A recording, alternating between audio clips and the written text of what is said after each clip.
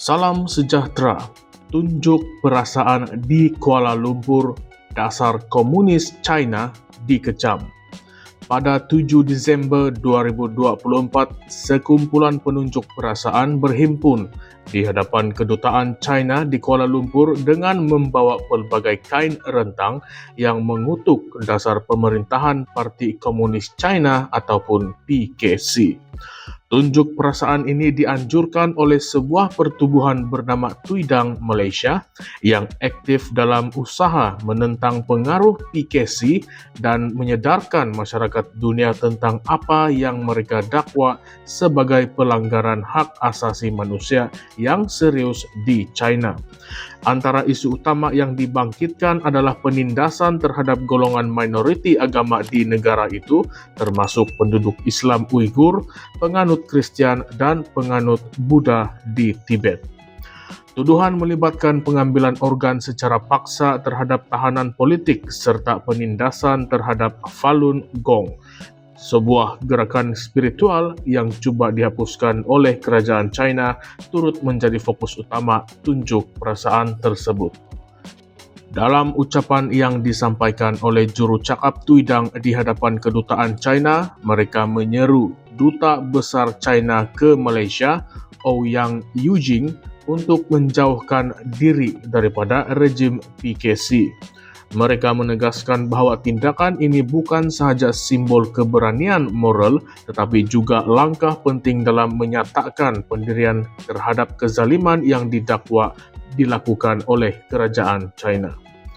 Tuidang memberikan contoh bekas diplomat China ke Sydney, Chen Yonglin, yang sebelum ini membuat keputusan untuk meninggalkan PKC dan secara terbuka mengkritik rejim tersebut.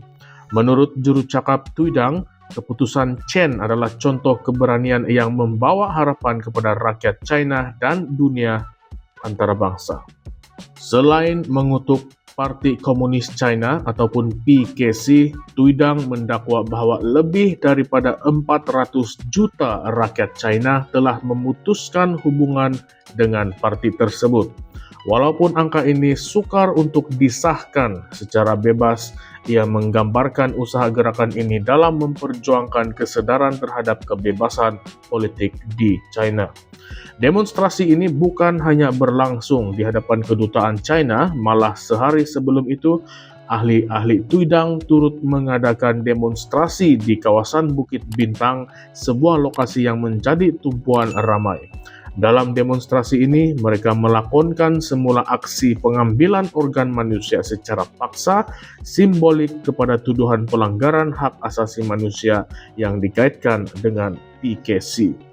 Selain isu hak asasi manusia, Tuidang turut menuduh China menggunakan institusi Konfusius dan Institut Kongzi untuk menyebarkan ideologi Parti Komunis di negara luar, termasuk Malaysia. Tuduhan ini telah lama menjadi perhatian antarabangsa, di mana banyak pihak mendakwa institusi-institusi ini bertindak sebagai alat propaganda politik China yang berfungsi untuk mempromosikan ideologi Parti Komunis China atau PKC dengan mempengaruhi dasar-dasar negara yang bekerja sama dengan mereka.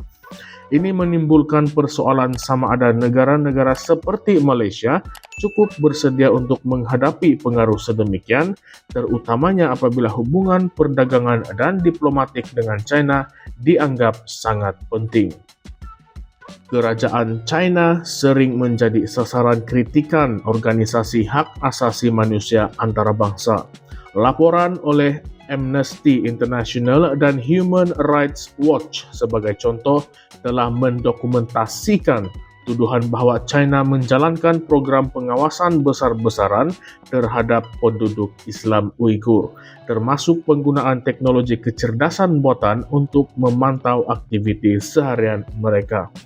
Tambahan pula, ribuan individu Uighur dilaporkan telah dihantar ke kem tahanan yang digambarkan oleh kerajaan China sebagai pusat latihan vokasional, tetapi dikritik oleh aktivis hak asasi manusia sebagai kem tahanan untuk menghapuskan identiti budaya dan agama mereka.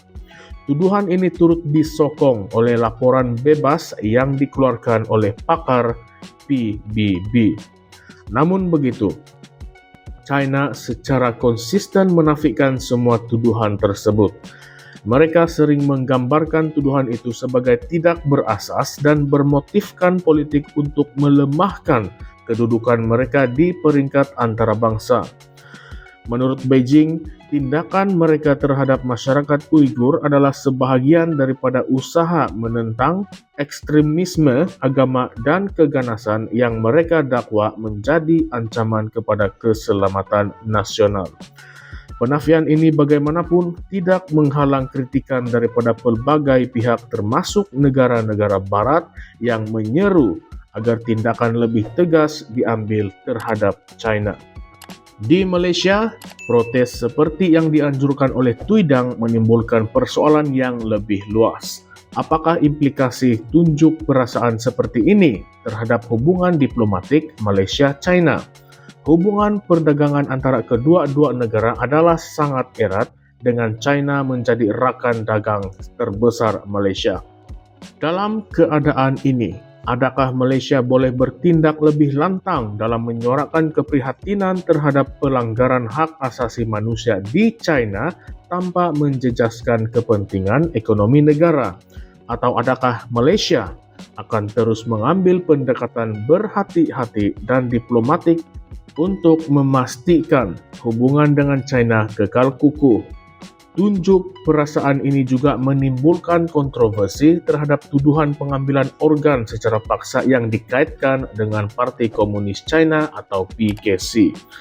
Walaupun tuduhan ini telah dibangkitkan oleh pelbagai organisasi antarabangsa, termasuklah Tribunal China yang mengeluarkan laporan pada 2019 mengenai penuaian organ secara paksa, kekurangan bukti konkret menjadikan isu ini sukar untuk dibuktikan. Ini menimbulkan persoalan tambahan. Adakah dunia antarabangsa cukup bersungguh dalam menyiasat dan membawa keadilan kepada mangsa pelanggaran hak asasi manusia di China? Selain itu, dakwaan bahwa China menggunakan institusi Konfusius dan Institut Kongzi sebagai alat propaganda ideologi di negara luar turut mengundang perdebatan. Apakah langkah yang harus diambil oleh negara-negara yang berinteraksi dengan institusi-institusi ini? Adakah mereka perlu menghadkan pengaruh China di bidang pendidikan, atau adakah pendekatan yang lebih terbuka perlu diambil untuk menggalakkan dialog dan pertukaran budaya yang sihat? Dalam konteks Malaysia, satu lagi persoalan penting adalah mengenai sikap negara terhadap nasib penduduk Islam Uighur. Sebagai negara yang majoritinya beragama Islam, adakah Malaysia mempunyai tanggung jawab moral untuk menyuarakan sokongan terhadap masyarakat Uighur, atau adakah kepentingan ekonomi dengan China lebih diutamakan? Persoalan ini mencetuskan perdebatan yang lebih luas mengenai bagaimana Malaysia harus mengimbangi prinsip moral dengan keperluan praktikal dalam dasar luar negara. Kesimpulannya, tunjuk perasaan ini bukan sahaja mencerminkan penentangan terhadap dasar PKC, tetapi juga membuka ruang untuk perbincangan yang lebih mendalam mengenai peranan Malaysia dalam memperjuangkan hak asasi manusia di peringkat antarabangsa. Adakah kita akan menjadi suara lantang yang menentang ketidakadilan, atau adakah kita akan terus berdiam diri demi menjaga hubungan diplomatik dan ekonomi? Apa pandangan Anda semua? Tinggalkan komen Anda di bawah dan jangan lupa untuk like, share, dan subscribe channel Currentsville MY untuk perbincangan isu-isu semasa yang lebih mendalam. Terima kasih semua.